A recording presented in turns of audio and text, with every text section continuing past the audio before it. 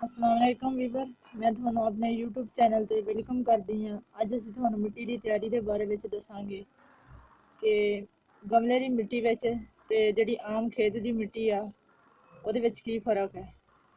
ਗਮਲੇ ਦੀ ਮਿੱਟੀ ਜਿਹੜੀ ਆ ਤੇ ਖੇਤ ਦੀ ਜਿਹੜੀ ਮਿੱਟੀ ਆ, ਅਗਰ ਖੇਤ ਨੂੰ ਪਾਣੀ ਨਾ ਮਿਲੇ ਜਾਂ ਖਾਦ ਨਾ ਵੀ ਦਿੱਤੀ ਜਾਵੇ ਤੇ ਉਹ ਆਪਣੀ ਕਮੀ ਇੱਧਰੋਂ ਉੱਧਰੋਂ ਪੂਰੀ ਕਰ ਲੈਂਦੀ। ਜ਼ਮੀਨ ਇੱਧਰੋਂ ਉੱਧਰੋਂ ਆਪਣੀ ਕਮੀ ਪਾਣੀ ਦੀ ਪੂਰੀ ਕਰ ਲੈਂਦੀ ਹੈ, ਲੇਕਿਨ ਗਮਲਾ ਇੱਕ ਮਖਸੂਸ ਜਗ੍ਹਾ 'ਤੇ ਹੁੰਦਾ।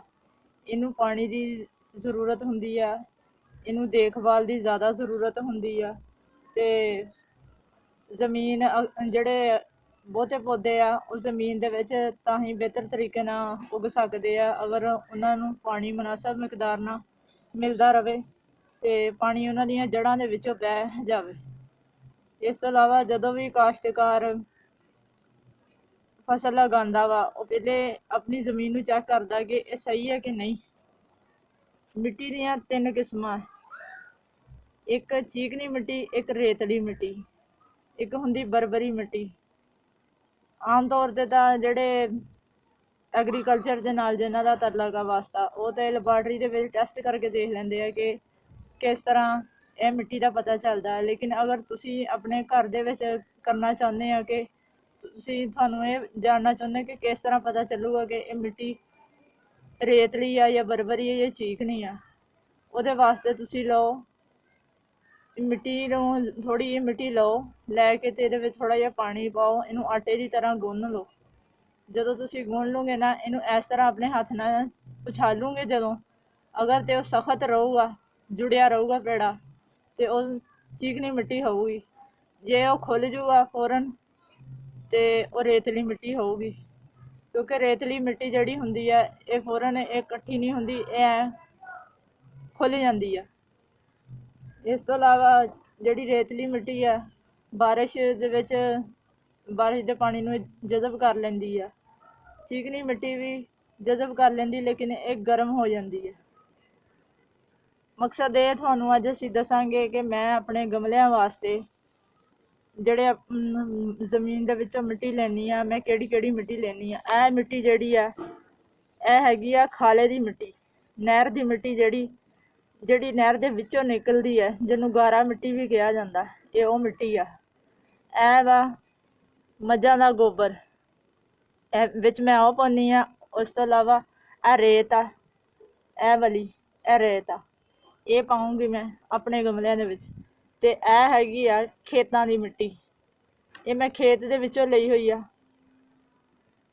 ਇਹ ਮਿੱਟੀ ਮੈਂ ਅਕਸਰ ਇਹ ਮਿੱਟੀ ਮੈਂ ਇਸਤੇਮਾਲ ਕਰਦੀ ਹਾਂ। ਮੈਂ ਆਮ ਜਿਹੜੀ ਜ਼ਮੀਨ ਦੀ ਸਾਡੀ ਉਹ ਮਿੱਟੀ ਨਹੀਂ, ਮੈਂ ਅਕਸਰ ਖੇਤਾਂ ਤੋਂ ਮਿੱਟੀ ਲੈ ਕੇ ਆਉਂਦੀ ਹਾਂ। ਮੈਂ ਉਹੀ ਇਹ ਚਾਰੋਂ ਮਿੱਟੀਆਂ ਰਲਾ ਕੇ ਫਿਰ ਮੈਂ ਆਪਣੇ ਗਮਲੇ ਤਿਆਰ ਕਰਦੀ ਹਾਂ।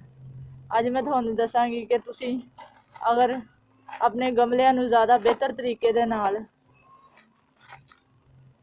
ਉਹਨਾਂ ਦੀ ਗਰੋਥ ਕਰਨਾ ਚਾਹੁੰਦੇ ਆ ਤਾਂ ਤੁਸੀਂ ਵੀ ਇਸੇ ਤਰ੍ਹਾਂ ਕਰੋ।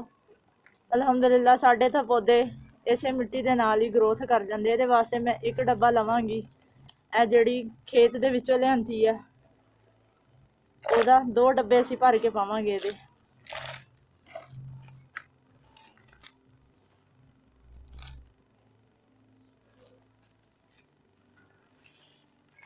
ਹੁਣ ਅਸੀਂ ਲਵਾਂਗੇ ਰੇਤ,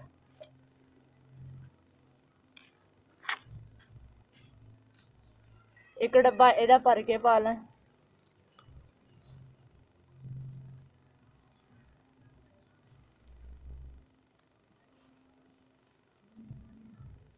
ਇਹਦੇ ਵਿੱਚ ਮੇਰੇ ਪੌਦੇ ਤਾਂ ਬਹੁਤ ਅੱਛੇ ਤਰੀਕੇ ਨਾਲ ਗਰੋ ਕਰਦੇ ਆ। ਤੁਸੀਂ ਵੀ ਟਰਾਈ ਕਰਕੇ ਦੇਖੋ ਕਿ ਤੁਹਾਨੂੰ ਕਿਸ ਤਰ੍ਹਾਂ ਰਿਜ਼ਲਟ ਮਿਲਦਾ ਇਹਦਾ।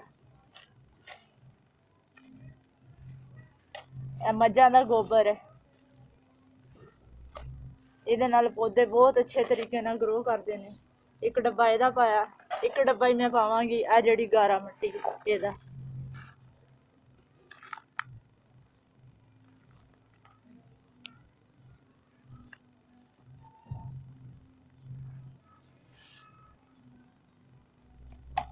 ਹੁਣ ਮੈਂ ਇਹਨੂੰ ਮਿਕਸ ਕਰ ਲਵਾਂਗੀ, ਜਾਂ ਹੱਥ ਦੀ ਮਦਦ ਨਾਲ ਕਰ ਲਓ, ਜਿਸ ਤਰ੍ਹਾਂ ਵੀ ਤੁਹਾਨੂੰ ਸਹੀ ਲੱਗੇ ਤੁਸੀਂ ਇਹਨੂੰ ਮਿਕਸ ਕਰ ਲਓ। ਇਹ ਗਮਲਿਆਂ ਵਾਸਤੇ ਬਹੁਤ ਅੱਛੀ ਮਿੱਟੀ ਤਿਆਰ ਹੋ ਗਈ ਹੈ। ਇਹਦੇ ਵਿੱਚ ਪੌਦੇ ਬਹੁਤ ਜਲਦੀ ਗਰੋ ਕਰਨਗੇ। ਇਹ ਜਿੰਨੇ ਵੀ ਤੁਸੀਂ ਗਮਲਿਆਂ 'ਚ ਪਾਣੀ ਆ, ਮੈਂ ਤਾਂ ਇਸ ਤਰ੍ਹਾਂ ਬਣਾ ਕੇ ਰੱਖ ਲੈਂਦੀ ਹਾਂ ਤੇ ਜ਼ਰੂਰਤ ਦੇ ਟਾਈਮ ਤੇ ਇਸਤੇਮਾਲ ਕਰ ਲੈਂਦੀ ਹਾਂ।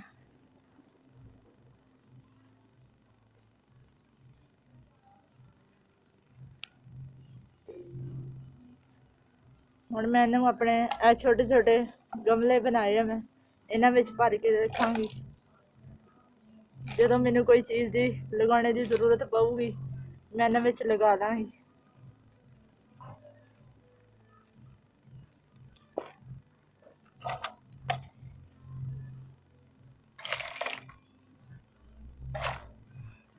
ਇਹਨੂੰ ਹੱਥਾਂ ਦੀ ਮਦਦ ਦੇ ਨਾਲ ਮਿਕਸ ਕਰ ਲੈਣਾ ਚੰਗੀ ਤਰ੍ਹਾਂ।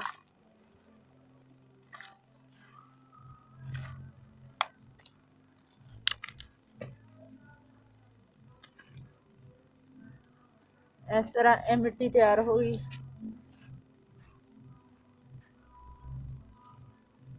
ਇਹ ਬਹੁਤ ਹੀ ਬਿਹਤਰੀਨ ਮਿੱਟੀ ਤਿਆਰ ਹੋਈ। ਅਗਰ ਅਸੀਂ ਇਸ ਤਰੀਕੇ ਨਾਲ ਮਿੱਟੀ ਬਣਾਉਂਦੇ ਹਾਂ ਨਾ, ਸਾਨੂੰ ਕਿਸੇ ਵੀ ਖਾਦ ਦੀ ਜ਼ਰੂਰਤ ਨਹੀਂ। ਸ਼ੁਕਰ ਹੈ, ਲੇਕਿਨ ਮੈਂ ਆਪਣੇ ਪੌਦਿਆਂ ਨੂੰ ਅੱਜ ਤਾਈਂ ਖਾਦ ਨਹੀਂ ਕੋਈ ਵੀ ਕਿਸੇ ਕਿਸਮ ਦੀ ਪਾਈ ਹੈਗੀ, ਤੇ ਨਾ ਮੈਂ ਪਾਉਂਦੀ ਹਾਂ, ਤੇ ਮੇਰੇ ਪੌਦੇ ਵੀ ਬਹੁਤ ਅੱਛੇ ਤਰੀਕੇ ਨਾਲ ਗਰੋ ਕਰਦੇ ਨੇ।